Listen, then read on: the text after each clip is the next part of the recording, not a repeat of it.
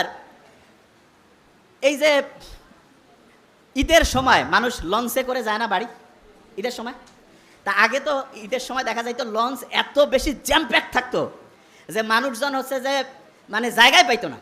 তা এক নাস্তিক, সে আল্লাহ তো মানে টানে না, সে পাশে কয়েকজন মুসলমান তাদের সাথে গল্প করতেছে যে আল্লাহ কি বানাইছে। বলছে কেন? বলছে দেখো তো এই যে বড় বড় যে চায়না, জাপান, আমেরিকা, এরা যে বড় বড় এরকম জাহাজ, তারপরে হচ্ছে যে এরকম ফেরি, বড় বড় বিমান টিমান যে বানায়, এগুলো দেখা যায় যে ওই বিভিন্ন ফ্যাক্টরির মধ্যে তৈরি করে আলাদা আলাদা পার্টস থাকে, তারপরে সেই পার্টসগুলো এসে এক জায়গায় জোড়া দিয়ে একটা জায়গায় সুন্দর করে চলতে থাকে। তা বলছে এটা তো করে।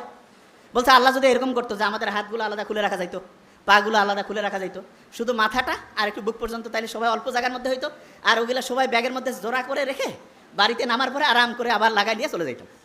তা নাস্তিকের এই কথা শুনে কে আর কি কবে, সবাই কাছে আসলে আল্লাহ ধ্বংসই করে দিছে। ফজরের ওয়াক্তর সময় সেই নাস্তিক ঘুম থেকে উঠছে, উঠার পরে আশেপাশে যে আছে সবাইকে ডাকতেছে, ডাকার পরে বলতেছে ভাই আমাকে উজু করার সিস্টেম শিখাই দাও। বলছে কেন? কয় ভাই আমি যা করছি জীবনে বড় ভুল করছি, এখন আমাকে ঠিক হওয়া লাগবে। কেন, কি হয়েছে?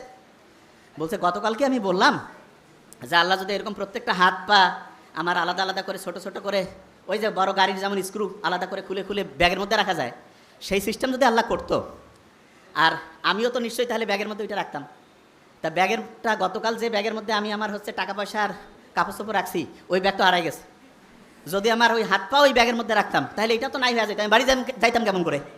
বলছে আমি ভাই যা করছি ভুল করছি, নামাজ পড়বো, আল্লাহকে এখন থেকে ডাকবো। দেখেন একটা জিনিস, আল্লাহ কত সাইন্টিফিক, দেখেন আল্লাহ কীরকম সাইন্টিফিক, শুনলে অবাক হবেন। আমাদের একজনের হাত, একজনের পা, একজনের চোখ, কান আপনি চাইলেই কেটে আরেকজনকে লাগাই দিতে পারবেন না, যে এটা আবার কেমন কথা? হ্যাঁ, আপনি চিন্তা করেন তো, এই যে কালা জাহাঙ্গীর, পিস্তল, রাইফেল, কত নামের অনেকজনকে পাওয়া যায় না?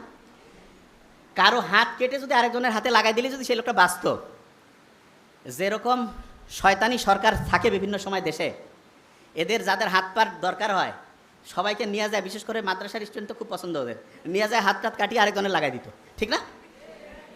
দেখেন আল্লাহ জানে যে এই মানুষ কি জাত, সেটা আল্লাহ তো ভালো করেই জানে। এই জন্য আল্লাহ এমন সিস্টেম করছে, হ্যাঁ আপনার হাত পা চোখ শরীরের বিভিন্ন অংশ ট্রান্সফার করা যাবে, ট্রান্সপ্লান্ট করা যাবে, কিন্তু সেইটার জন্য টেস্ট করা লাগবে। এবং সবচেয়ে ভালো হয় হচ্ছে দেখা যায় সাধারণত যার সাথে রক্তের এবং অন্যান্য গ্রুপগুলো ম্যাচিং হয় তাদের জন্য ভালো হয়।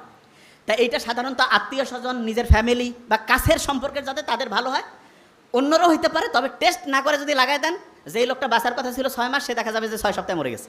বুঝতে পারছেন আমার কথা?